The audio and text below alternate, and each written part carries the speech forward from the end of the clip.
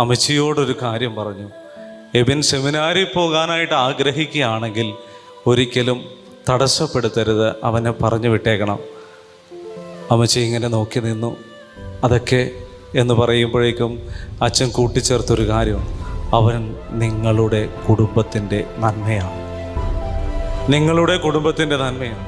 ആ കുടുംബത്തിൻ്റെ നന്മയെ ദൈവം സമൂഹത്തിൻ്റെ നന്മയിലേക്ക് പറിച്ചു നട്ട ഒരനുഭവമാണ് ഈ പൗരോഹിത്യം എന്ന് പറയുന്നത്.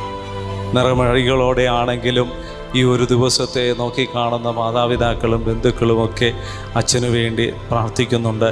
100, 60, 30 മേനി വിളവ് നൽകുന്ന നല്ല നിലത്തു വീണ ഒരു പൗരോഹിത്യമായി തീരട്ടെ അച്ഛൻ്റെ പൗരോഹിത്യം. ഇവിടെയുള്ള ദൈവജനം മുഴുവനും നിങ്ങൾക്ക് വേണ്ടി പ്രാർത്ഥിക്കുന്നത് ഇങ്ങനെയാണ്: 100, 60, 30 മേനി വിളവ് നൽകുന്ന നല്ല വിത്തുകളാകട്ടെ നിങ്ങൾ.